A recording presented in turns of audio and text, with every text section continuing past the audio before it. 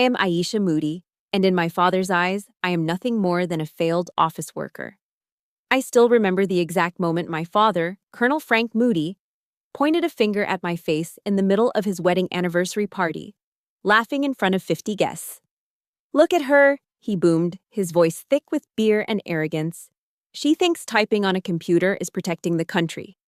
Aisha, honey, when are you going to do something actually useful, like your cousin Brett here?" He had no idea that just 12 hours prior, this useless daughter had authorized a kinetic cyberstrike that neutralized a rogue warhead targeting the East Coast. They think I am the weak black sheep. They are wrong. They have no idea what is coming. When that black MH-6 Little Bird helicopter tears through the suburban sky and touches down on the front lawn, my father's arrogant smile is going to vanish forever.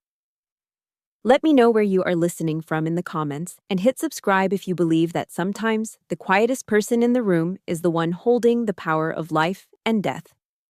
The air in Northern Virginia in late July is heavy, a wet blanket of humidity that clings to your skin the moment you step outside. But today, the humidity was overpowered by the smell of charred pork ribs and cheap lighter fluid. I stood in the far corner of my parents' backyard, my back pressed against the weathering cedar fence, holding a red plastic cup filled with lukewarm lemonade. I wasn't drinking it. It was just a prop, something to keep my hands busy so I wouldn't have to shake hands with people who didn't really want to see me. Across the yard near the oversized stainless steel grill, my father was holding court. Colonel Frank, the Colonel Moody. Even at 68, he commanded the space like he was still patrolling the perimeter in Fallujah. He held a can of Miller Lite in one hand and a pair of tongs in the other, gesturing wildly as he retold the story of the Second Battle of Fallujah for the 100th time. "We didn't wait for permission," Frank roared, the veins in his neck bulging slightly.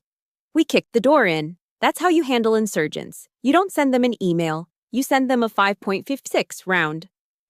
The crowd of neighbors and family friends laughed and nodded like a congregation of obedient sheep. They loved it. They loved the machismo, the noise, the old-school American grit. I stood there in a floral dress my mother had bought me from Macy's because she said it made me look softer. I felt ridiculous. I felt like I was wearing a costume. Underneath the floral print, my body was a map of scars and muscle, honed by years of training that would break half the men standing around that cooler. But to them, I was just Aisha, the girl who stared at screens. Then the sliding glass door opened and the atmosphere shifted. "There he is," my father bellowed, his voice cracking with genuine delight. "There is the warrior." Brett stepped onto the patio, my 30-year-old cousin. He was wearing his reservist dress uniform. It was perfectly pressed, the creases sharp enough to cut paper. He had just finished his basic training and a few weekends of duty, but the way he walked, you'd think he had just single-handedly taken a beachhead at Normandy. Frank abandoned the grill. He marched over and slapped Brett on the shoulder so hard the kid actually stumbled forward a step. "Look at that uniform," Frank announced to the party, beaming. "That is the Moody bloodline right there. Solid. Real." I watched my father's hand rest on Brett's shoulder. It was a heavy, reassuring weight, a gesture of pride. I felt a cold knot tighten in my stomach. In 38 years, through graduations and promotions, Frank Moody had never touched me like that. Not once. I took a sip of the warm lemonade to wash down the lump in my throat. "So, Aisha," a voice chirped next to me. It was Mr. Henderson from 2 doors down. He was holding a plate piled high with potato salad and baked beans. "I haven't seen you in a while. What are you up to these days? Still working for the government?" I opened my mouth to speak.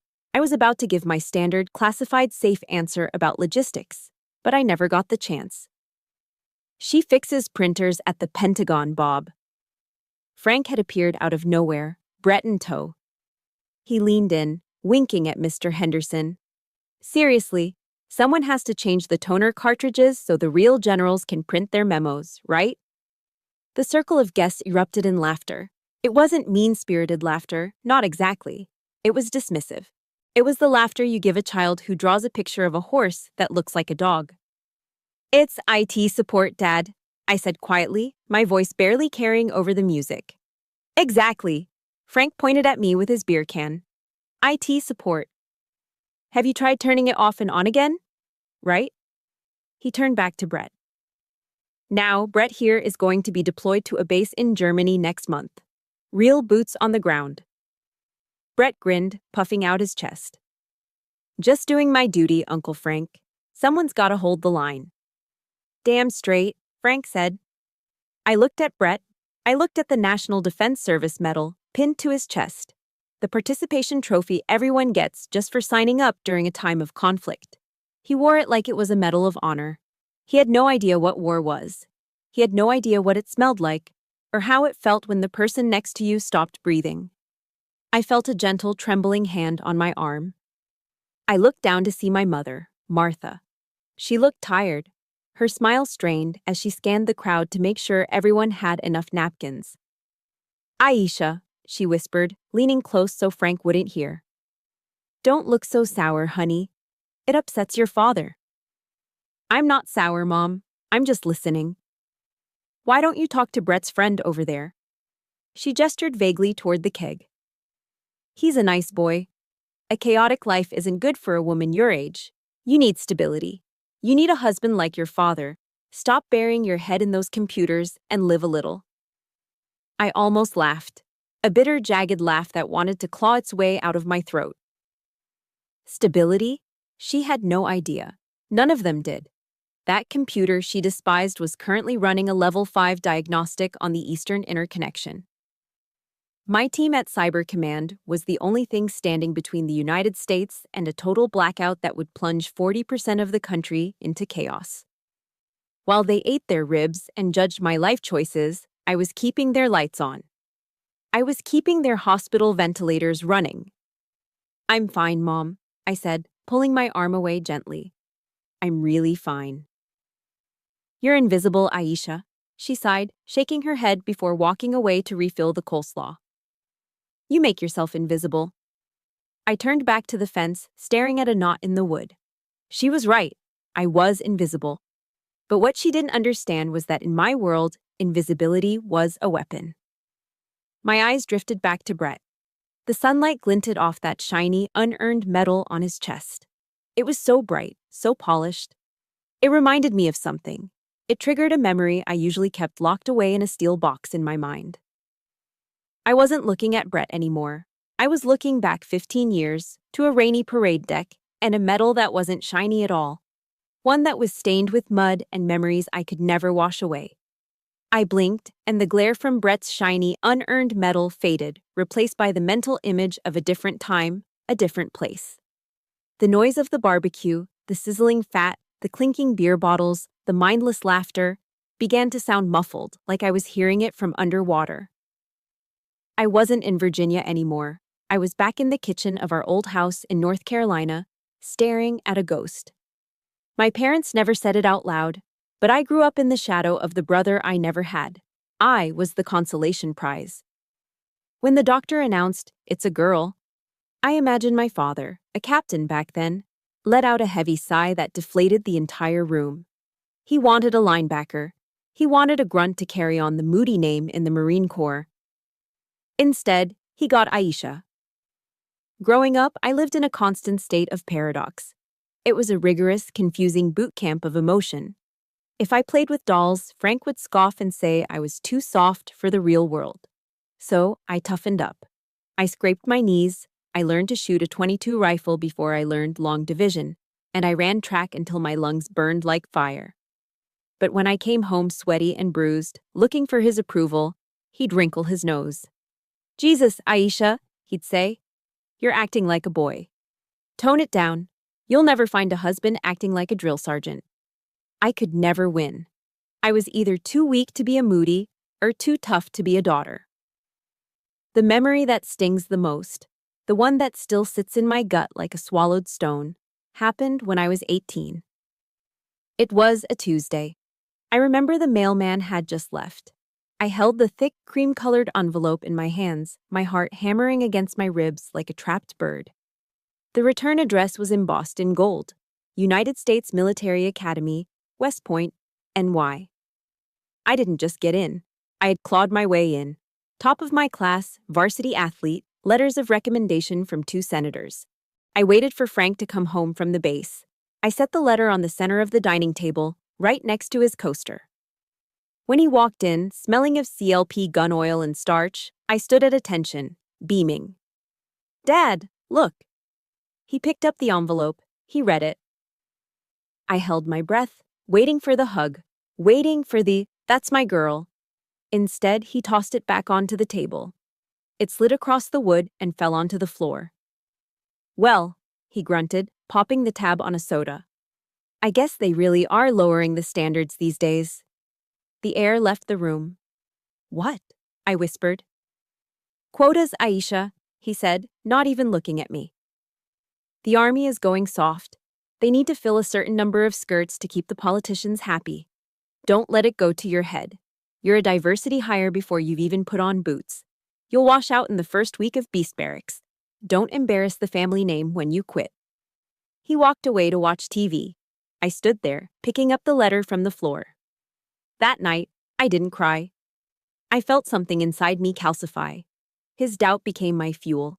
Every mile I ran, every exam I aced, every time I wanted to collapse during the 4 years at the point, I heard his voice.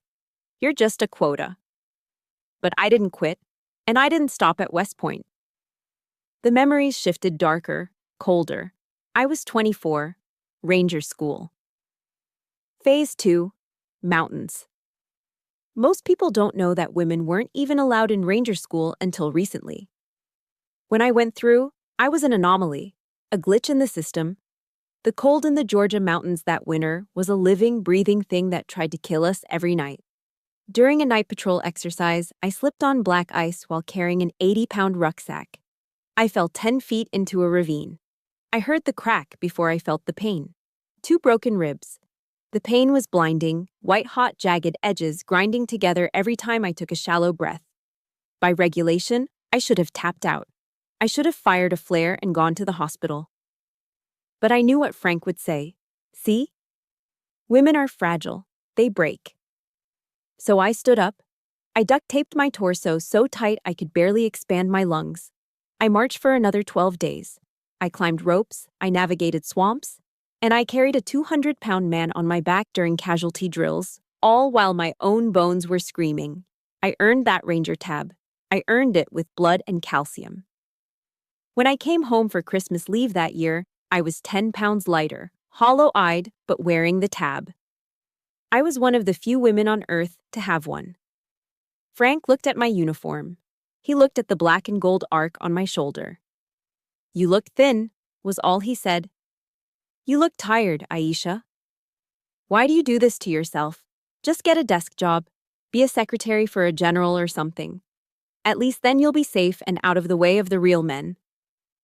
He didn't know I had just survived hell. He didn't know I could dismantle him in hand-to-hand combat in under 10 seconds. He just saw a girl playing dress-up.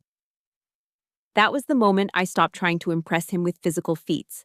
I realized that in his world, a woman with a gun was a novelty, a joke. So I chose a different weapon. I transferred to Cyber Command. Not because I was scared of the front lines, but because the battlefield had changed.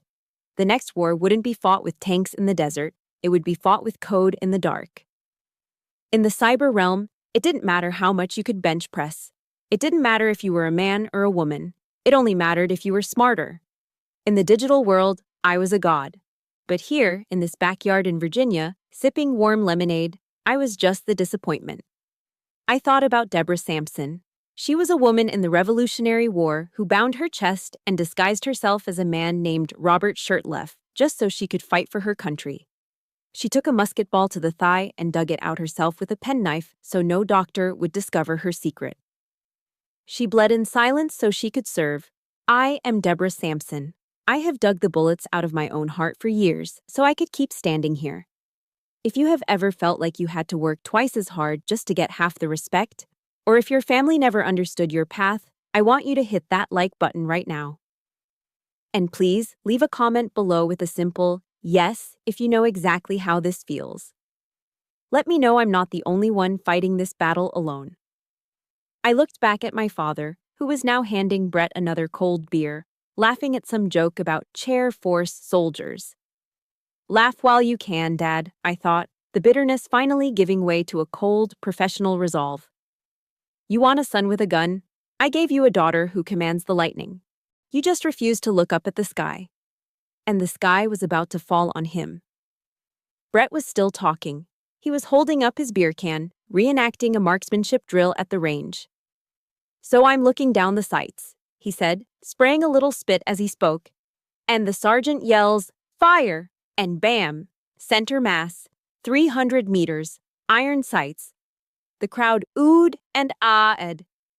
My father nodded, his chest puffing out as if he had fired the round himself. That's focus, Frank declared. That's what separates the men from the boys. I took a slow sip of my warm lemonade, letting the sugar settle on my tongue. 300 meters, I thought. That's cute. While Brett was bragging about hitting a paper target that wasn't shooting back, my mind drifted 200 miles north, away from this suburban backyard and into the bowels of the Pentagon. I wasn't standing on grass anymore. I was in the tank, the Joint Chiefs of Staff conference room. It's a room with no windows, thick soundproof walls, and gold curtains that hide nothing but steel and concrete. The air in there is always recycled, always cold, smelling of stale coffee and high-grade anxiety. In my mind, it was last Tuesday. The room was filled with full-bird colonels and three-star generals, men with chests full of ribbons and egos to match. The atmosphere was thick enough to choke on. The Secretary of Defense, the SecDef, walked in. Immediately, the room scrambled. Chairs scraped against the floor. Every man in that room shot to his feet, spines rigid, eyes forward. Everyone except me. I sat at the head of the tactical console, my fingers hovering over a silent keyboard. I didn't stand. Not because I was disrespectful, but because when you are the mission commander for an active Level 5 cyber operation, you outrank protocol. You are the only thing holding the wall. The Secretary of Defense walked right past the generals, came to my shoulder, and leaned down. "General Moody," he whispered, his voice tight. "What is the status?" He didn't ask Frank. He didn't ask a Marine with big biceps. He asked me. "Status is green, Mr. Secretary," I replied, my eyes never leaving the data stream cascading down my monitor. "Payload delivered. The enemy's grid is neutralized." Back in the yard, Brett was now laughing about how heavy his rucksack was. 80 pounds, man. Felt like a ton of bricks. I suppressed a smirk. Heavy? Try the weight of 40 million lives. My mind flashed to another memory, just 7 days ago. The Florida incident. It hadn't made the news yet. We made sure of that. A rogue state actor, likely working out of a basement in St. Petersburg, had managed to bypass the firewall of a water treatment facility in Oldsmar. They weren't trying to steal credit card numbers. They were trying to increase the levels of sodium hydroxide, lye, in the drinking water from 100 parts per million to 11th use. They were trying to poison an entire city. I was in the SCIF, Sensitive Compartmented Information Facility, at Fort Meade when the alarm tripped. A red light, silent and terrifying, pulsed on the main wall. "Ma'am, they've seized control of the PLC valves," a young lieutenant yelled, panic edging into his voice. "We have 3 minutes before the toxic water hits the main distribution pipes." 3 minutes. That was all the time I had to prevent mass casualty. In the movies, people scream and run around. In reality, in my world, it gets deadly quiet. My heartbeat didn't elevate. My hands didn't shake. I took a sip of my black coffee. "Isolate the subnet," I ordered, my voice cutting through the tension like a scalpel. "Deploy the Black Ice counter script. Lock 'em out and brick their server." "But ma'am, that's an act of war if we trace it back to—" I said execute. I said softly. "I'll take the heat. Save the city." 30 seconds later, the threat was gone. The valves closed. The hacker's system was fried. I had just saved thousands of families from drinking poison with a few keystrokes, and I did it before my morning coffee got cold. "Speak softly and carry a big stick," Theodore Roosevelt once said. I looked at my father, who was now using his tongs to flip a burger, lecturing a neighbor about how technology makes people soft. Soft. He had no idea that the most dangerous weapon in the United States arsenal wasn't a tank or a missile. It was me. And I was standing 10 feet away from him, wearing a floral dress from Macy's. I glanced over my shoulder at the driveway. Parked behind my dad's oversized Ford F-150 was my car. A sensible 5-year-old gray Honda Accord. It was dusty. There was a dent in the rear bumper. It looked like the car of a mid-level office manager, which was exactly the point. But inside the trunk, hidden beneath a heavy canvas tarp and a box of emergency jumper cables, was a garment bag. Inside that bag was my Army service uniform, the dress blues. On the shoulders were the single silver stars of a brigadier general. It lay there in the dark, pressed and perfect. That uniform was the only proof of who I really was. It was a ghost, haunting the trunk of a Honda. Sometimes late at night, I would drive to an empty parking lot just to open the trunk and look at it, just to remind myself that General Moody existed. That she wasn't a hallucination. Here, I was just Aisha, the girl who couldn't find a husband, the girl who disappointed her father because she didn't carry a rifle in the mud. Aisha? Yoo-hoo, Aisha. The sharp voice snapped me back to reality. The Pentagon vanished. The gold curtains dissolved into cedar fencing. It was my Aunt Sarah.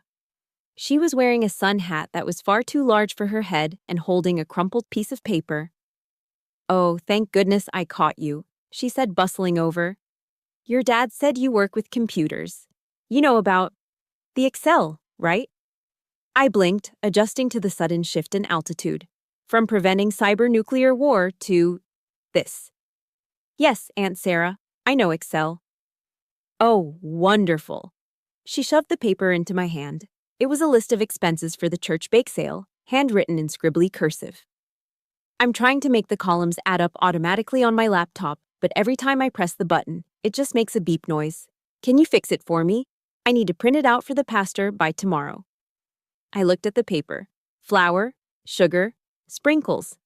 Total, $45,150. A minute ago, I was reliving the moment I authorized a counterstrike that could have escalated into World War III. Now, I was being asked to troubleshoot a bake sale budget. I looked at my father. He was watching us, a smirk on his face. "See?" He called out to the group. "She's the family IT support. Got a computer problem? Aisha's your girl." The humiliation wasn't a sharp knife. It was a dull spoon, scooping me out little by little. He reduced my career, my rank, my sacrifice, down to a tech support ticket. I looked at Aunt Sarah. Her eyes were hopeful, innocent. She didn't mean any harm. None of them did. They were just deaf. They were deaf to the silent war raging around them, the war I fought so they could sleep at night. "Of course, Aunt Sarah," I said, forcing a smile that didn't reach my eyes. "It's probably just a formula error. I'll take a look at it after we eat." "You're an angel," she patted my cheek. "Such a helpful girl." Helpful. I turned back to the fence, gripping my cup until the plastic crinkled. "I am not helpful," I screamed internally. "I am lethal." But as I stood there, listening to the cicadas buzz and the laughter of people who thought they were safe because of men like Brett, I realized something terrifying. I preferred the silence of the tank. I preferred the cold pressure of a DEFCON 2 alert. Because in that room, at least I existed. Here, surrounded by my own blood, I was a ghost.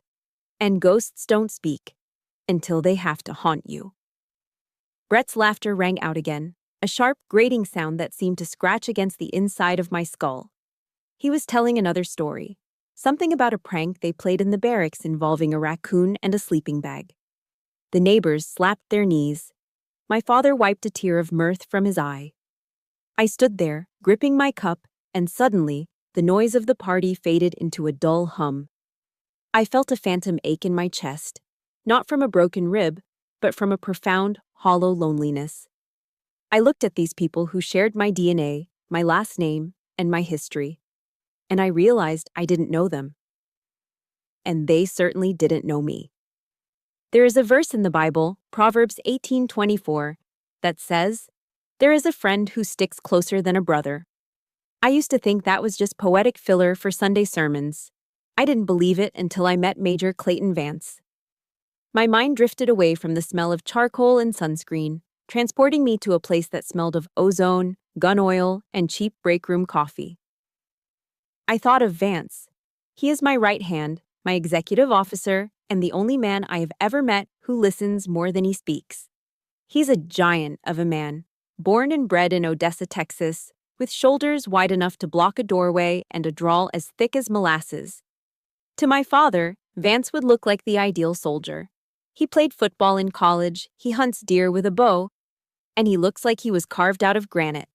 But unlike Frank, Vance doesn't worship his own reflection. I remembered a day, 3 years ago. We were downrange, deployed in Afghanistan. It was a rare field operation for a cyber officer, but we had to physically secure a server from a compound before the kinetic strike team leveled the building. We were taking fire. The air was filled with the angry hornet buzz of 7.62 rounds. An RPG hit the wall behind us. The concussion wave knocked the wind out of me. Before I could even register the dust choking my lungs, a massive weight slammed into me, pinning me to the ground. It was Vance. He covered my body with his own, using his back as a shield against the raining debris and shrapnel. He didn't hesitate. He didn't think, "She's a woman. She's weak."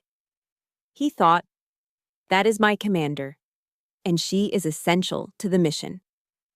When the dust settled, he rolled off me, his face streaked with dirt and blood from a gash on his forehead. He didn't ask if I was scared. He offered me a hand up and said, "You good, boss? We gotta drive to Decrypt." "I'm good, Vance," I had said, my voice shaking. "Then let's move," he replied. "I got your six. I got your six. I've got your back." I looked at Brett, who was currently bragging about how he almost got into a fight at a bar last week. Would Brett take shrapnel for me? Would Frank? Or would they just lecture me on how I should have ducked faster? The memory shifted to something softer, something that happened just 24 hours ago. It was in the break room at the secure facility.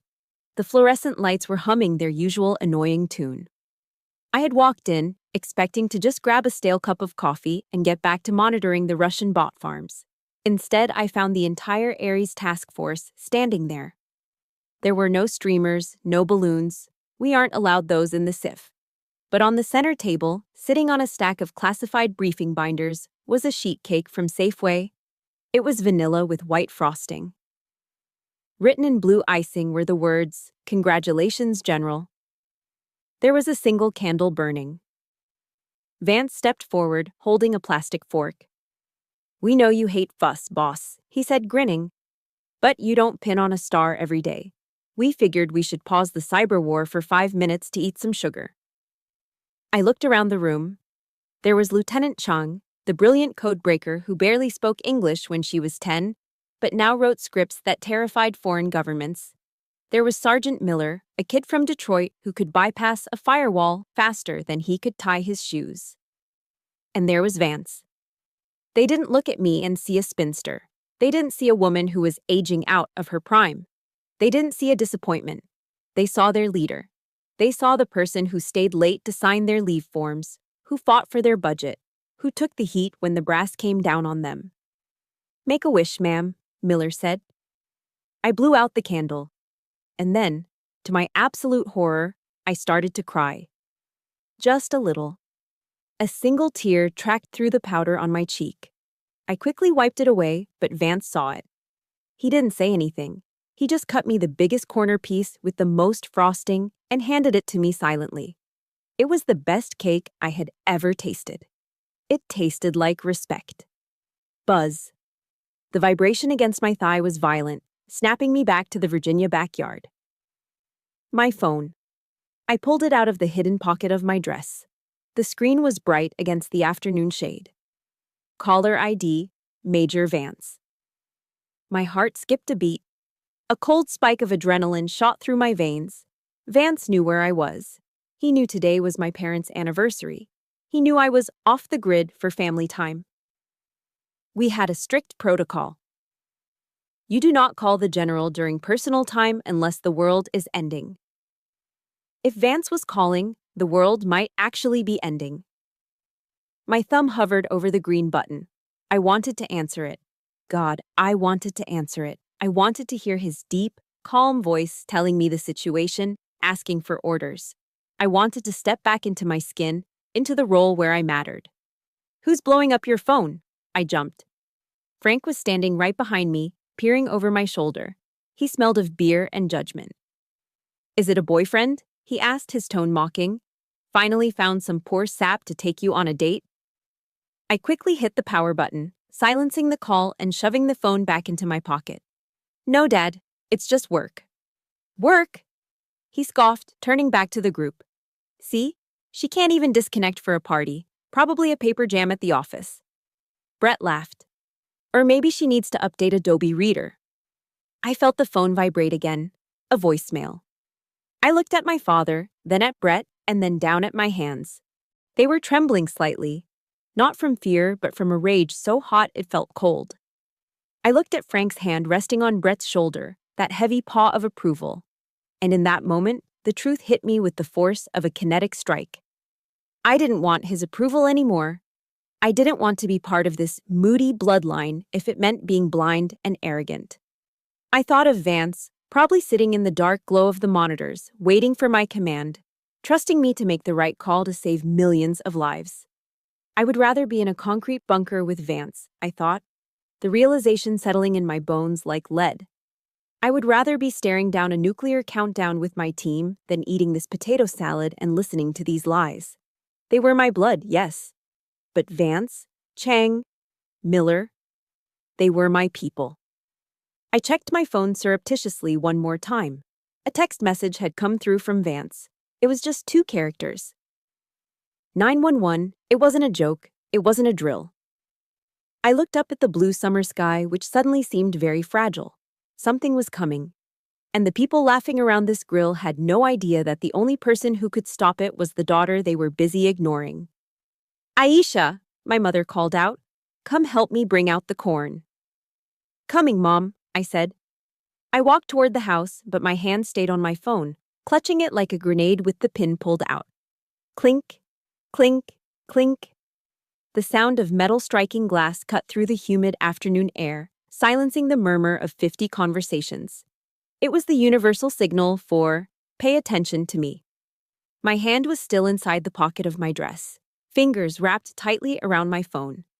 The screen was dark, but the 2 digits from Vance's text message, 911, were burned into my retina.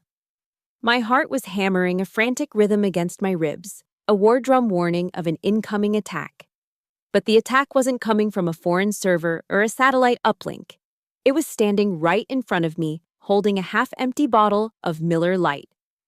Folks, everyone, quiet down for a second, Frank roared, his face flushed a deep, satisfied red. He stood on the patio step, elevating himself just enough to look down on the rest of us. I want to propose a toast. The guests shuffled forward, forming a loose semicircle. I tried to step back, to fade into the shadows of the oversized oak tree, but the crowd pressed in, trapping me.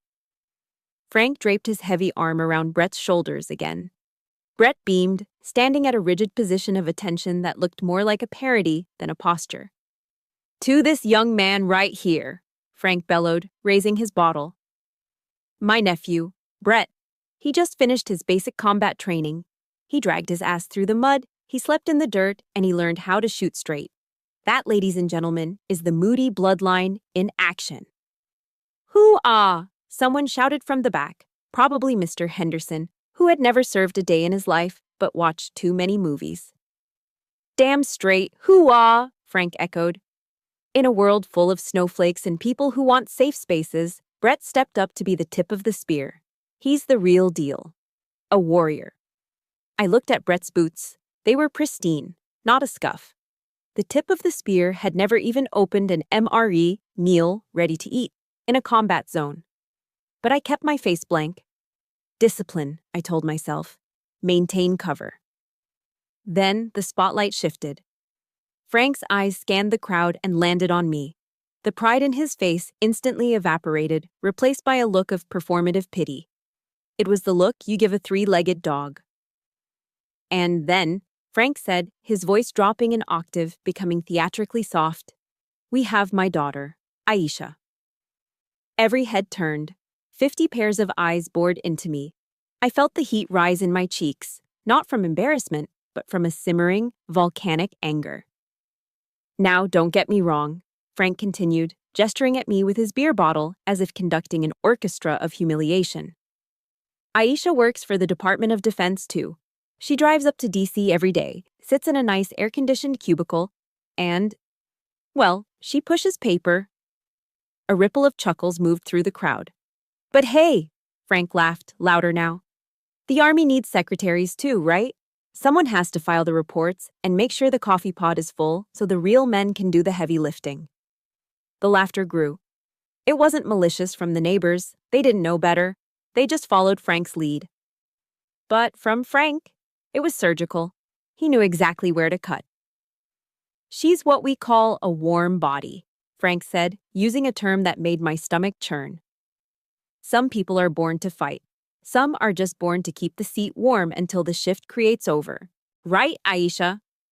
Warm body. The term echoed in my head. In the military, a warm body is a useless soldier, someone you just plug into a slot to meet a quota. Someone whose only contribution is their pulse. He was calling me a waste of oxygen. I stood there, the woman who had personally designed the encryption keys for the nuclear triad, the woman who had stared down Russian oligarchs and Chinese hackers being reduced to a seat filler. I wanted to scream. I wanted to reach into my pocket, pull out my badge, and shove it in his face. I wanted to tell him that while he was playing soldier in his backyard, I was fighting a war so complex his brain would short-circuit just trying to understand the rules. But I couldn't. "Actually, Uncle Frank," Brett piped up. The fresh-faced reservist stepped forward, emboldened by the crowd's approval. He looked at me with a smirk that was equal parts arrogance and ignorance. "Chairs break too, you know," Brett joked, winking at a girl near the cooler. He turned to me. "Hey, cuz, tell you what, if the Wi-Fi goes down at the base or if a printer jams, I'll call you, okay?" The crowd roared. Brett took a step closer to me, invading my personal space. He smelled of cheap cologne and unearned confidence. "But," he whispered loudly enough for the front row to hear, "if the terrorists show up, you call me. I'll handle the scary stuff." My hand, still gripping the plastic lemonade cup, spasmed. Crinkle snap. The red plastic buckled under the pressure of my grip. Lemonade spilled over my fingers, sticky and cold. Time seemed to slow down. I looked at Brett's throat. I calculated the exact amount of pressure it would take to collapse his trachea. 1.5 seconds to strike. 3 seconds to incapacitate. It was a reflex, a predator looking at prey. "Stop," I ordered myself. "Stand down, General." I took a deep breath, inhaling the scent of charcoal and betrayal. I uncurled my fingers, letting the crushed cup drip onto the grass. I looked Brett dead in the eye. For a split second, I let the mask slip. I let him see the predator. Brett's smile faltered. He blinked, confused by the sudden coldness in my gaze. He took a half step back, though he probably didn't know why. "That's very brave of you, Brett," I said. My voice was low, steady, devoid of any emotion. It was the voice I used when authorizing a kinetic strike. "I'm sure you'll make the file clerks very proud." It was a subtle jab, one that went right over his head. "Yeah, well," Brett stammered, recovering his bravado. "Someone has to be the hero." "Congratulations, Brett," I said, the words tasting like ash in my mouth. "Enjoy the party." I turned to walk away. I needed air. I needed to check the 911 text. I needed to get away from these people before I did something that would ruin my security clearance. But I didn't make it 2 steps. A hand clamped down on my upper arm. Hard. It wasn't a gentle touch. It was a grip meant to control. I froze. Every instinct in my body screamed, "Threat." But I knew that grip. I looked down. It was Frank. His fingers dug into my bicep, pulling me back, not letting me escape. The jovial smile was gone from his face, replaced by a look of simmering annoyance. "Where do you think you're going?" he hissed, low enough so the guests wouldn't hear, but loud enough to freeze my blood. I'm not done talking to you. The crowd had turned back to their drinks and their gossip, leaving us in a bubble of tension near the grill. Let go of my arm, Dad, I said, my voice calm but dangerous. Don't you walk away when I'm celebrating family. He spat, his breath hot with beer. You always do this. You sulk. You get jealous because Brett is actually achieving something. Jealous? I almost laughed. Is that what you think this is? I think you need a reality check, Aisha, he said, tightening his grip. He began to drag me toward the side of the house, away from the ears of the guests. We need to have a little talk. Man, too. Whatever you are. I let him pull me. Not because I was weak, but because I knew this was it. This was the cliff edge. He wanted to talk? Fine. He was about to get a briefing. The air on the side of the house was stagnant, trapped between the vinyl siding and the overgrown azalea bushes my mother kept meaning to trim. The roar of the party was muffled here, replaced by the aggressive, mechanical hum of the central air conditioning unit fan spinning violently to combat the Virginia heat. Frank released my arm. He didn't shove me, but he let go with a kind of dismissal, as if he were dropping a bag of trash he was tired of carrying. He leaned back against the beige siding, taking a long pull from his Miller Lite, his eyes scanning me with a mixture of disappointment and fatigue. For a split second, a foolish, childish part of me sparked to life. Maybe he's going to apologize, it whispered. Maybe he realized he went too far in front of the neighbors. Maybe he actually wants to know how I am. I was an idiot. Look, Aisha, Frank started, wiping a bead of sweat from his forehead. I know why you're acting like this. I know why you tried to crush that cup and why you're giving Brett the death stare. I rubbed my arm where his fingers had dug in. Do you? It's jealousy, he stated, as if it were a fact as undeniable as gravity. And honestly, I don't blame you. It's hard seeing your younger cousin succeed where you stalled out. Stalled out? The words left my mouth in a whisper. Don't give me that look, he sighed, his voice taking on a patronizing, fatherly tone that was infinitely worse than his shouting. I'm just speaking the truth because I'm your father. You're 38, Aisha. You're single. You live in a small apartment, you drive a beat-up Honda, and you push papers for the government. He took another sip of beer, gesturing vaguely with the bottle. You tried the soldier thing. You went to West Point. You did the ranger school thing. But let's be honest, honey. You never had the killer instinct. You were never built for the real work, and that's okay. I felt a coldness spreading through my chest, freezing the blood in my veins. It was the same cold focus I felt when I was tracking a threat vector, but this time, the threat was my own father. So, he continued, I think it's time you stop pretending. Quit the Pentagon. Find a nice man, maybe a contractor or a logistics guy. Settle down. Have some kids before your eggs dry up completely. Stop wasting your life sitting in a chair that doesn't matter. He looked at me, waiting for me to agree. Waiting for me to break down and thank him for his wisdom. Doesn't matter, I repeated, my voice steady, devoid of the tremor that had been there 10 minutes ago. You think my seat at the Pentagon is useless? Frank laughed, a harsh, barking sound. Aisha, wake up, you're a budget line item. You're a warm body they keep around to satisfy HR diversity requirements. You're eating up taxpayer dollars, my tax dollars, to sit in air conditioning and play on a computer while men like Brett are out there preparing to bleed for this country. Leech, waste, useless.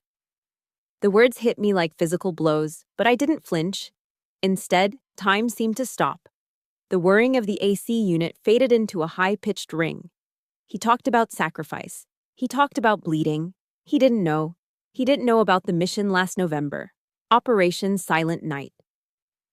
We weren't behind desks that time. We were on the ground in a former Soviet bloc state, securing a rogue server that contained the launch codes for a dirty bomb. The server was housed in a basement that was leaking radiation like a sieve. The Geiger counters were screaming. The containment shielding had failed. My team hesitated. They had families. They had kids waiting at home. I didn't have anyone waiting. Just a father who thought I was a secretary. So I went in. I went into the hot zone alone. I manually extracted the hard drive. I was in there for 12 minutes. 12 minutes of exposure to levels of radiation that rewrite your DNA. I saved the mission. I secured the codes. But 2 months later, in a sterile white office at Walter Reed Medical Center, a doctor with kind eyes told me the truth. "I'm sorry, General," he had said gently. "The radiation damage to your reproductive system is total. There are no viable eggs left. You will never carry a child." I had sat in my car in the parking lot for an hour, staring at the steering wheel. I had mourned the children I would never have. I had mourned the family I sacrificed to keep his family safe. I gave up my future so Frank could stand here in his backyard, drink his cheap beer, and insult me. He wanted grandkids. I gave them up for his country. He wanted a warrior. I took the radiation burn so his real men didn't have to. And now, he was standing there, calling me a leech. Something inside me snapped. It wasn't a loud snap. It was the quiet, terrifying sound of a bridge collapsing under too much weight. The tether that bound me to his approval, the desperate need for his love that had driven me for 38 years, it didn't just break. It evaporated. I looked at him, really looked at him. I saw the broken veins in his nose. I saw the insecurity masked as arrogance. I saw a small, sad man who was terrified of a changing world he no longer understood. If you have ever sacrificed something precious in silence, only to have it thrown back in your face by the people you did it for, I need you to hit that like button right now. And please leave a comment below with the word respect. Because if they won't give it to us, we will give it to each other. I stepped forward. I invaded his personal space. I stood so close I could smell the onions on his breath. For the first time in my life, I didn't slouch to make myself look smaller. I stood at my full height, shoulders squared, chin up. "Dad," I said. My voice wasn't loud, but it had a texture like grinding gravel. He blinked, surprised by the sudden shift in my posture. "What?" "I want you to listen to me very carefully," I said, locking eyes with him. "Because I am never going to repeat this." "Don't you take that tone with me, young lady," he started, his finger coming up to point at my face again. I slapped his hand away. Fast. A sharp, stinging slap that left his hand hanging in the air. His jaw dropped. He looked at his hand, then at me, in total shock. "You call me useless," I hissed, my voice dropping to a register that was pure, cold steel. "You call me a waste of space. You think Brett is a hero because he wears a costume you recognize, but you are blind, old man. You are so tragically blind." "Aisha, I'm warning you." "No," I cut him off. "I am warning you. Enjoy this moment, Frank. Enjoy your beer. Enjoy your little speech about the Moody bloodline, because very soon, the world is going to show you exactly who I am. And when that happens, when you realize what I actually do, you are going to choke on every single word you just said." "Is that a threat?" he sputtered, his face turning purple. "It's a promise," I whispered. I turned my back on him. I didn't wait for a response. I didn't care about his response. I walked away, back toward the patio, back toward the noise of the party. I had taken 3 steps when it happened. Buzz, buzz, buzz, buzz, buzz, buzz, buzz, buzz. The phone in the hidden pocket of my dress vibrated against my hip. It wasn't a text. It wasn't a call. It was a haptic code. 3 short, 2 long, 3 short, the Delta signal. The world slowed down. The birds seemed to stop singing. The wind died. That signal meant one thing. The threat wasn't coming. It was here. The 911 text from Vance hadn't been a warning. It had been a countdown. And the clock just hit 0. The vibration against my hip wasn't a notification. It was a heartbeat. Zip, zip, zip, zip, zip, zip, zip, zip, 3 short, 2 long, 3 short. I stopped dead in my tracks.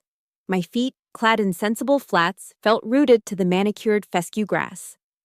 The anger I'd felt toward my father 10 seconds ago evaporated, replaced instantly by a sensation that was colder, sharper, and infinitely more familiar. Adrenaline.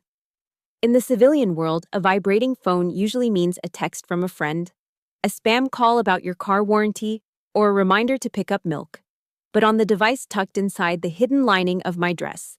A device that didn't exist on any commercial registry. That pattern meant only one thing: Code Delta.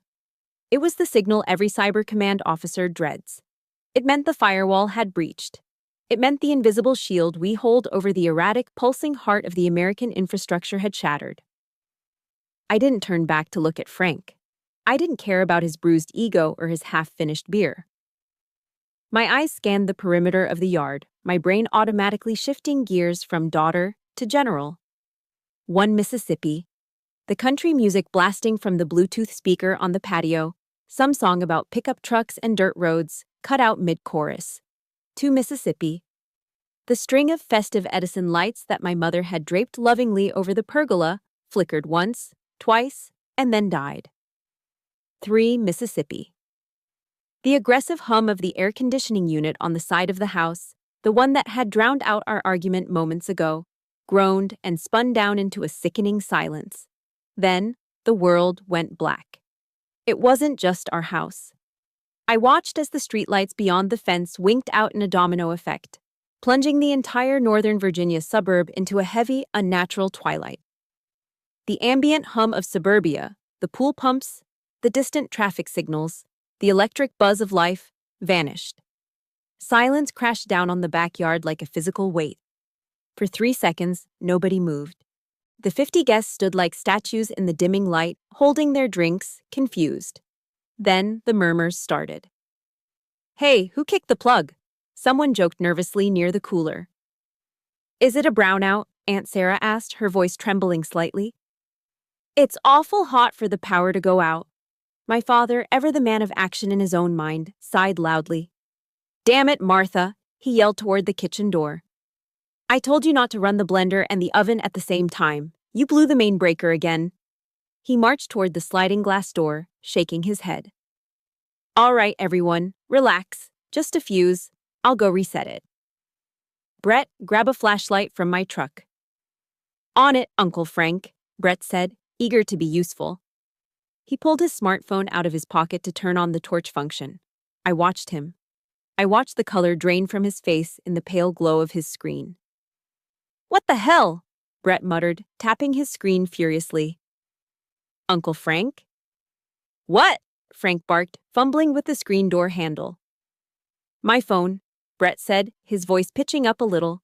"It's in SOS mode. I have 0 bars. The 5G is completely dead." "Mine too," a neighbor shouted. "I can't load Twitter. Nothing."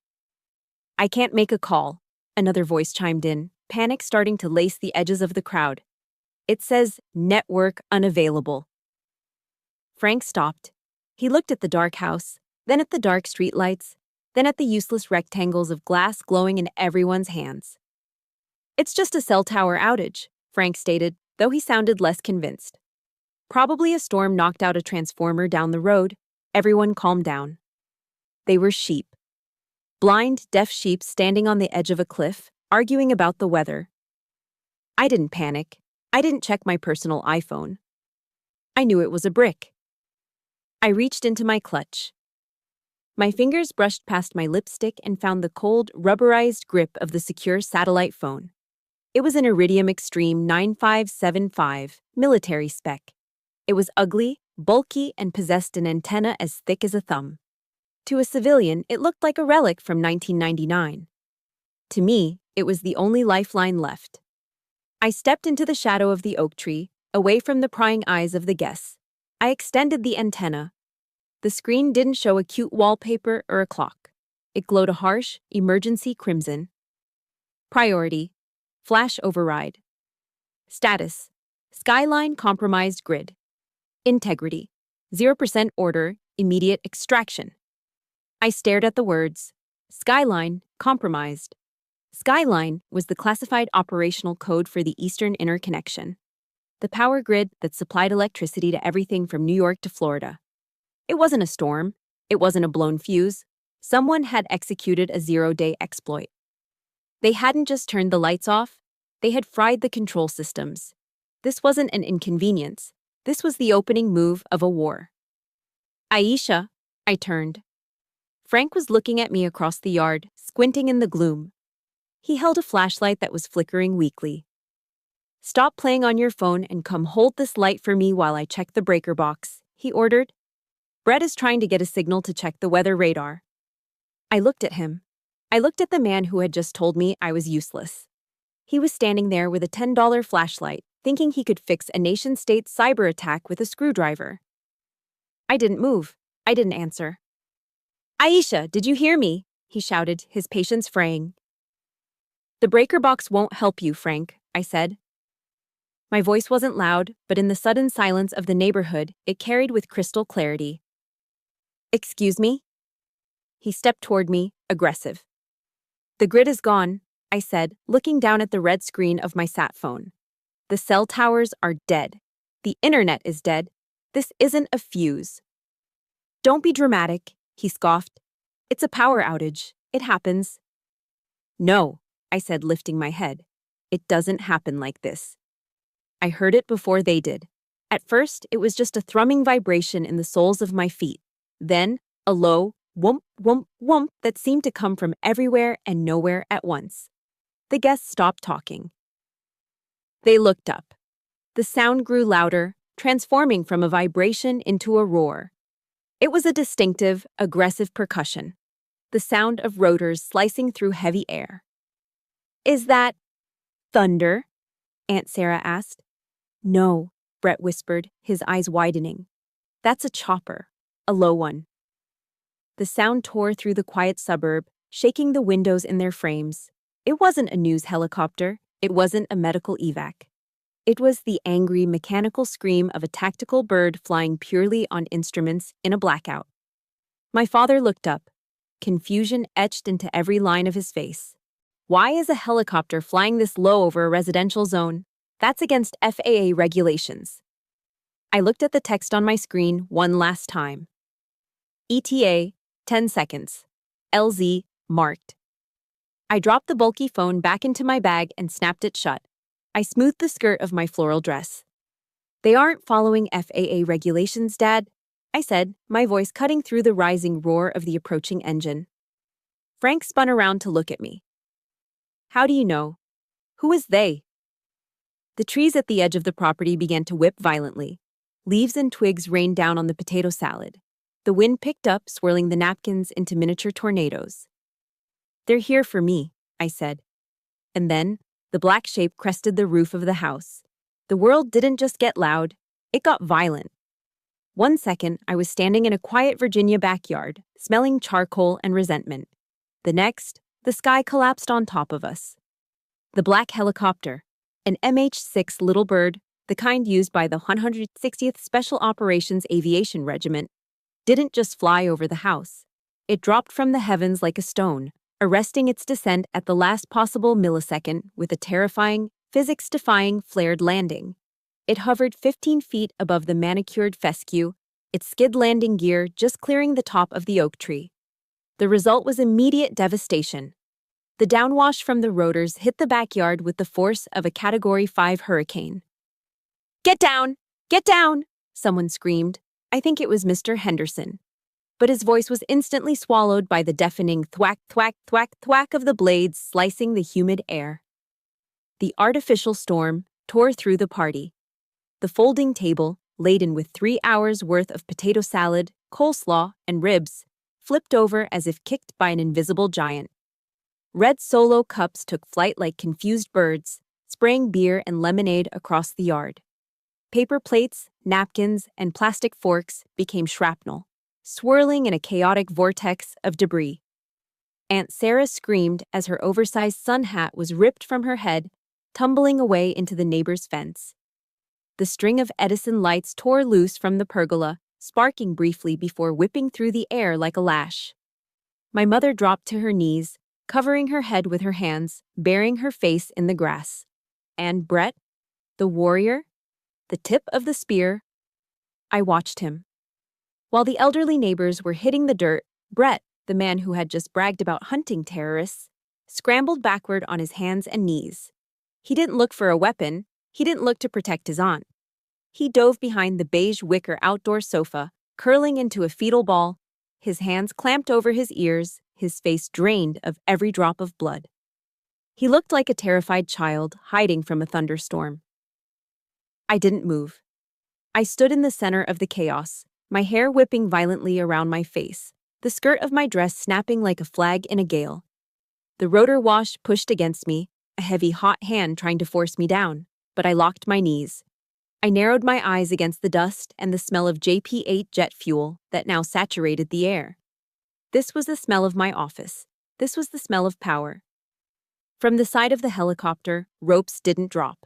They didn't need them. The pilot, a surgical artist with a stick, brought the bird down until the skids were hovering just inches above the ruined remains of the buffet table. 3 figures materialized from the open benches of the little bird. They moved with a fluidity that was almost inhuman. They didn't jump. They flowed onto the grass.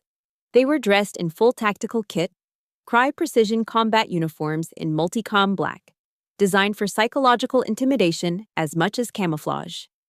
Their faces were hidden behind ballistic mandibles and dark eye protection.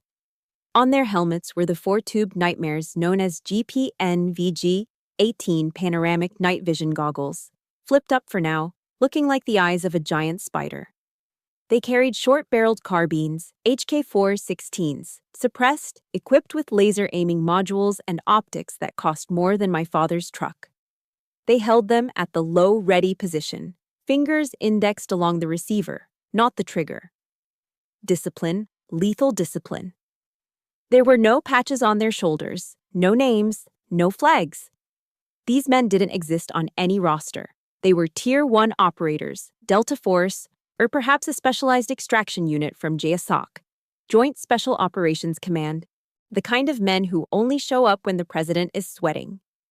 The helicopter immediately pulled up, banking hard to hold a perimeter hover above the neighborhood, its noise still a deafening blanket over the scene. Frank Moody scrambled to his feet. My father, shaken but running on decades of Marine Corps instinct and a bruised ego, decided this was the moment to assert his dominance. He adjusted his polo shirt, which was flapping in the wind, and marched toward the 3 black-clad figures. To him, this was his property, his lawn, his kingdom. "Hey!" Frank shouted, his voice straining against the roar of the rotors. He waved his arms, trying to flag them down like he was yelling at a delivery driver who had parked on the grass. What the hell is the meaning of this? The lead operator, a man whose sheer size made his tactical vest look like a child's bib, didn't even turn his head. He was scanning the yard, his head moving on a swivel, checking sectors. Frank stepped directly into the operator's path. "I am talking to you, son. I am Colonel Frank Moody, United States Marine Corps, retired. You are conducting an unauthorized landing in a residential zone. Identify your commanding officer immediately." Frank thought this was a mistake. He thought they were lost. He thought his rank, a rank he retired with 10 years ago, still held weight in this world. He puffed out his chest, waiting for the young soldier to snap to attention and apologize. It was a pathetic sight. A man living in the past trying to stop a force from the future. The lead operator didn't stop. He didn't salute. He didn't apologize. He simply kept walking. When Frank didn't move, the operator didn't break stride. He extended one arm, stiff and unyielding as an iron bar, and brushed my father aside. It wasn't a violent shove.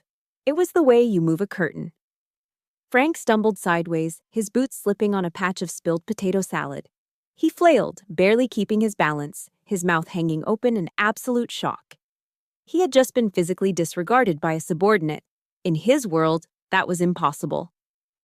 "I said identify yourself," Frank sputtered, turning to grab the man's shoulder. The second operator, trailing behind, turned his head slightly. The black visor stared at Frank. He raised a gloved hand, palm out, a universal signal to stop. And the menace radiating from that simple gesture froze my father in his tracks. The team continued their advance. They were moving toward the patio, toward the wicker sofa. Brett, peeking out from behind the cushions, saw them coming. His eyes went wide. "Don't shoot," he shrieked, his voice cracking. "I'm a reservist. I'm on your side. I'm friendly."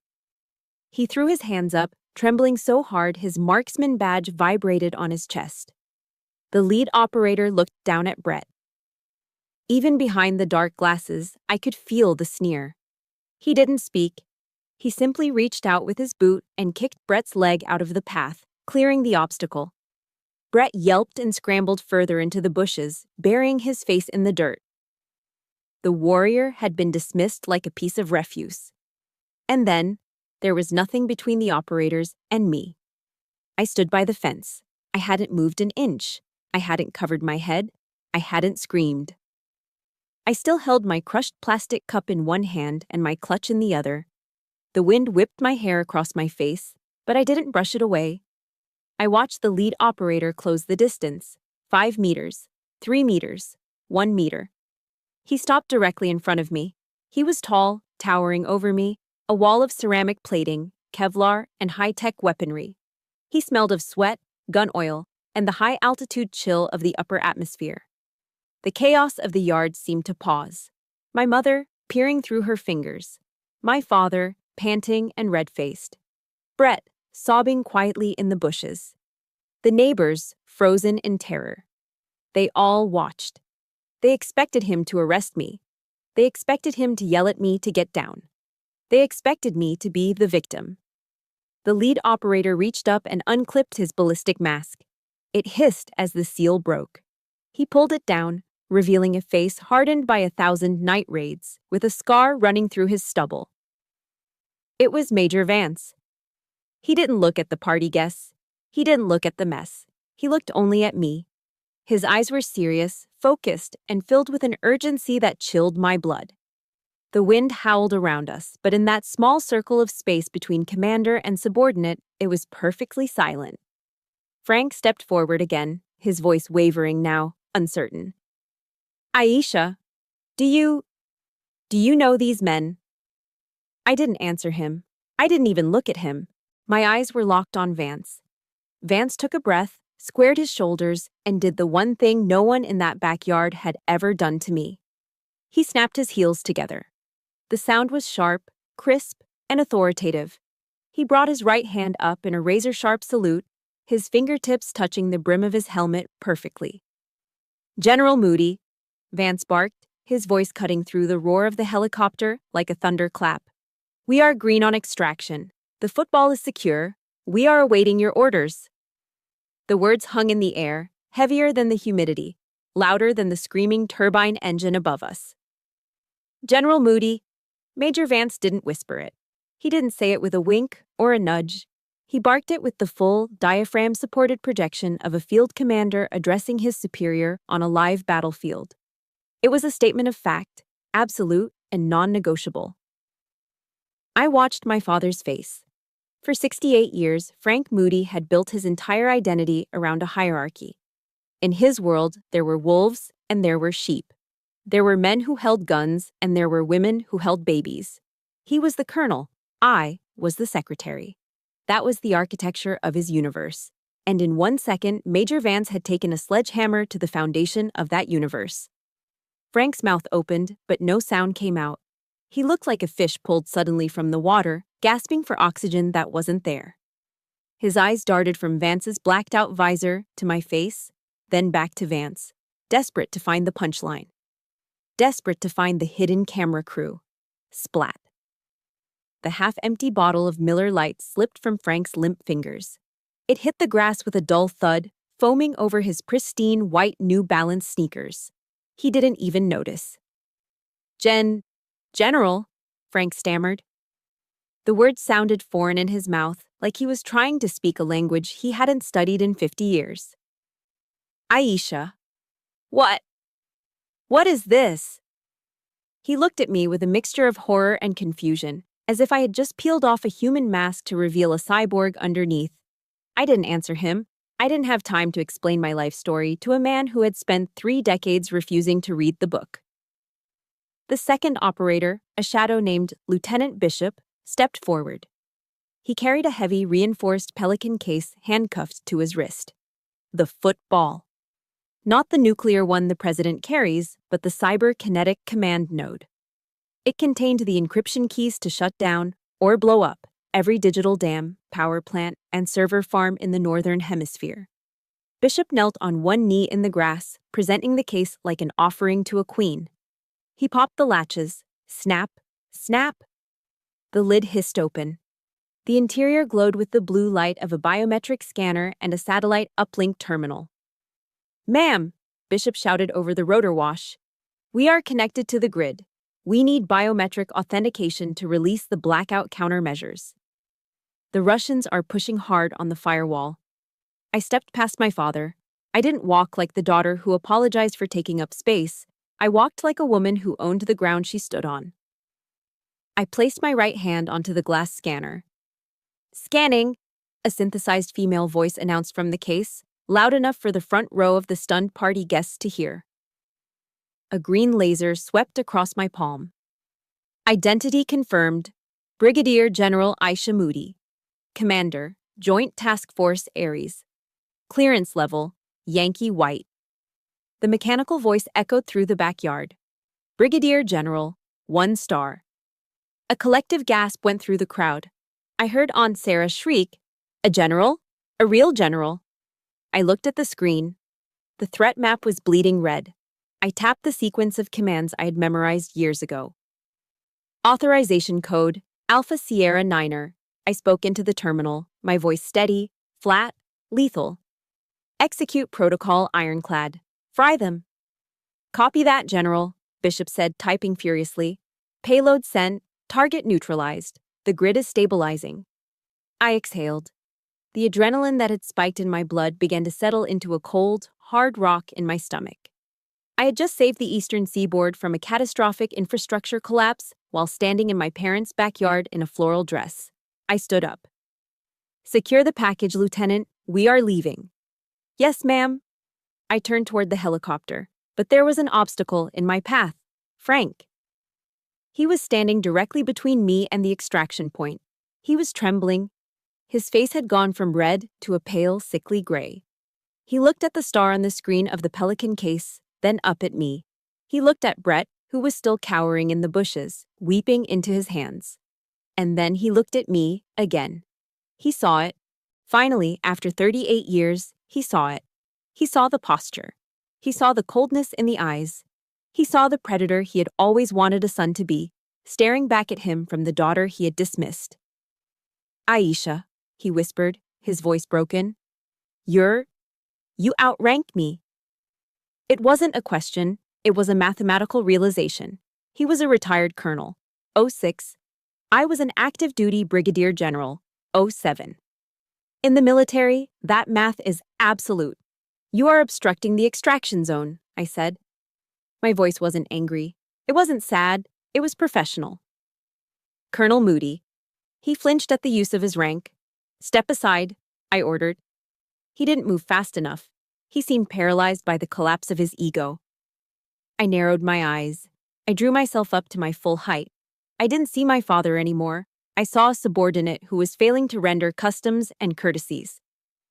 "Colonel Frank Moody," I barked, the command tearing from my throat with the force of a drill sergeant. "Attention!" The reaction was instinctual. It was buried deep in his brainstem, forged by Paris Island and decades of service.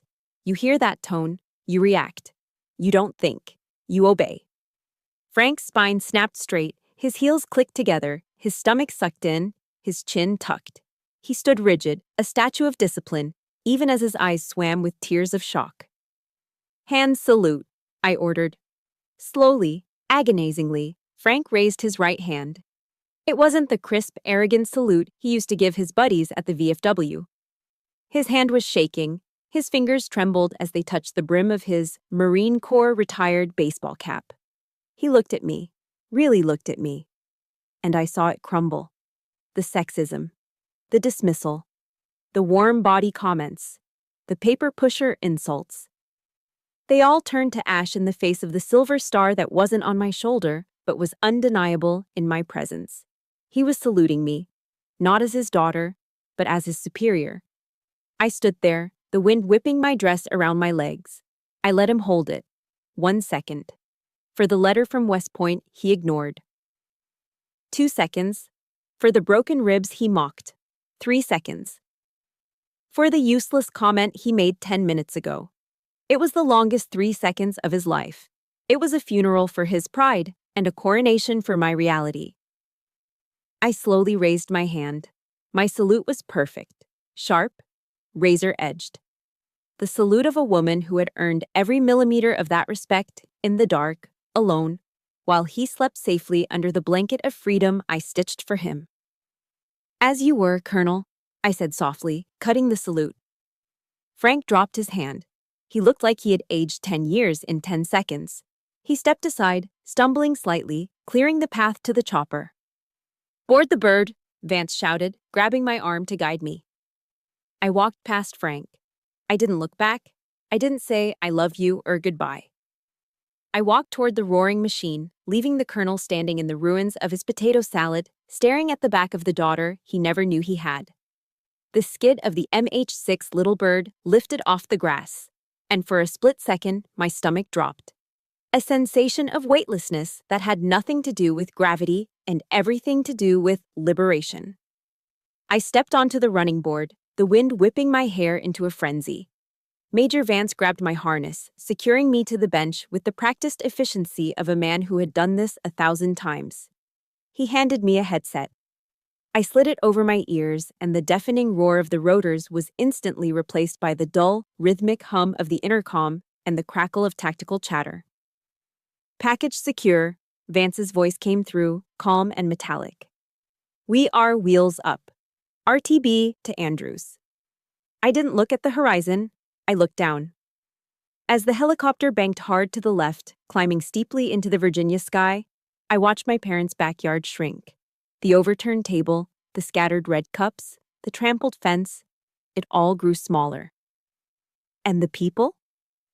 I saw Frank. From 500 feet up, he wasn't the towering colossus who had dominated my childhood. He wasn't the colonel whose voice made the walls shake. He was just a speck. A tiny, insignificant figure standing in a patch of ruined grass, staring up at a sky he couldn't reach. Beside him, Brett was nothing more than a dot, and my mother was a shadow. For 38 years, I had lived in that backyard. I had convinced myself that their approval was the entire world. I had swum in their small, stagnant pond, thinking it was the ocean. But as the helicopter tore through the clouds, leaving the suburbs far behind, I realized the truth. The pond was never the world. It was just a puddle. And I had outgrown it a long time ago. I turned my face forward, toward the Washington Monument piercing the distance like a needle. I didn't cry. I didn't look back again. The adrenaline of that afternoon slowly faded, replaced by the quiet, steady rhythm of duty, and by the time 3 days had passed, the world had moved on. The crisis was over. The public never knew how close they came to a total blackout. The news channels, CNN, Fox, MSNBC, were all reporting it as a massive solar flare anomaly that caused temporary disruptions. We had scrubbed the logs. The Russian malware was quarantined, analyzed, and neutralized. I sat in my office in the E-ring of the Pentagon. It was a corner office with a view of the Potomac River, though the blinds were drawn halfway to cut the glare. The room was quiet. The only sound was the hum of the secure server rack in the corner and the soft click-clack of my keyboard. I was exhausted. I hadn't slept more than 4 hours in the last 72. My body ached, a deep bone-weary throb that felt strangely satisfying. It was the ache of a job well done. I took a sip of black coffee. It was lukewarm, but it tasted better than any champagne Frank had ever opened. On my dual-monitor setup, the left screen displayed the integrity status of the Eastern Grid, 100% operational. Nobody knew I had saved them. The soccer moms driving their minivans, the stockbrokers on Wall Street, the kids playing video games, none of them knew that General Aisha Moody had stood between them and the Dark Ages. And I was okay with that. True power doesn't need a parade. It doesn't need a medal pinned on a chest at a barbecue. A sudden soft ding broke the silence. A notification slid into the bottom corner of my right monitor. It was an email arriving in my personal Outlook account. I froze. My cursor hovered over the notification. It was from Frank Moody. The subject line read, "We need to talk." My heart didn't race this time. There was no adrenaline, Just a mild, dull curiosity, like looking at an old scar that doesn't hurt anymore. I clicked open the email. Aisha, I've been trying to call you for 3 days. Your mother is worried sick. We didn't know. I didn't know. Seeing you with those men, seeing that star. It was a lot to take in. I guess I misjudged things. I'm writing this because I think we need to clear the air. You're a general. That's a big deal, kid. That's a hell of an achievement. Come over for dinner this Sunday. I'll grill steaks. Proper steaks this time. We should discuss your career. I have some thoughts on how you can leverage this for a consulting gig later. Love, Dad. I read it twice. I guess I misjudged things. That's a big deal. And the kicker. I have some thoughts on how you can leverage this. Even in his apology, he was trying to be the advisor. Even in his shame, he was trying to take ownership of my success. He didn't apologize for calling me useless. He didn't apologize for the years of neglect. He apologized because he realized he had bet on the wrong horse. He wasn't writing to his daughter. He was writing to a brigadier general. If I were still just Aisha, the IT support girl, if the helicopter had never come, if I had walked away from that party in tears, would this email exist? The answer was a resounding, absolute no. His respect was conditional. It was currency he only spent when he thought he could get a return on investment. I hovered my fingers over the keyboard. The old Aisha, the one who craved his love like a drug, wanted to type back. She wanted to explain. She wanted to say, Dad, I did this for you. Do you love me now? She wanted to scream, go to hell. But the general knew better. There is a quote from Jesus in the Bible, Father, forgive them, for they do not know what they are doing. For years, I thought forgiveness meant letting people back in. I thought it meant wiping the slate clean and giving them another chance to hurt you. But as I sat there, looking at the Potomac River glittering in the sunlight, I realized I was wrong. Forgiveness isn't for them, it's for me. Forgiving Frank meant accepting him for what he was, a small, limited man who loved his version of reality more than he loved his own child. It meant letting go of the hope that he would ever change. It meant cutting the anchor so I could finally sail. He didn't know what he was doing. He didn't know he had broken his daughter's heart 1,000 times, and he never would. I didn't type a reply. I didn't type, I forgive you. I didn't type, go to hell. Any response would be fuel. Any response would tell him that he still had access to me, that his words still had the power to make me jump. I moved my mouse to the top ribbon of the Outlook window. I hovered over the little cardboard box icon. Archive. I clicked it. The email vanished from my inbox. No reply sent, no read receipt returned, just silence. The silence of a tomb. The silence of outer space. The silence of a woman who no longer needed to scream to be heard. I closed the browser and turned my chair back to the main monitor, where a new intelligence report was flashing amber, waiting for my authorization. I had a country to defend. I had a team that would take a bullet for me. I had a life that was vast, important, and entirely my own. I didn't have time for people who only loved the uniform, not the woman wearing it. I took a deep breath, filling my lungs with the cool, recycled air of the Pentagon. It tasted like freedom. Major Vance, I spoke into my comms headset, my voice steady and strong. Let's get to work. If my journey proves anything, it is this profound truth. Your value is never determined by the volume of someone else's applause, not even your parents'. I spent years auditioning for acceptance, begging for validation that was never coming. But I learned that true power isn't about bragging at a backyard barbecue. It is about the quiet confidence of knowing exactly who you are when the lights go out. You don't need to scream to be heard. You just need to be excellent. When you build your life on the concrete foundation of your own self-respect, absolutely no one can tear it down. Now, I want to turn this over to you. Have you ever felt invisible, doing the heavy lifting while others took the credit? If you understand the weight of that silence, I want you to leave a comment below with 3 simple words. I define me. Let's fill the comment section with that declaration of independence. And if you believe that every silent warrior deserves their moment, please hit that like button and subscribe to the channel right now. Let's build a community that knows its own worth. Until next time, stay strong.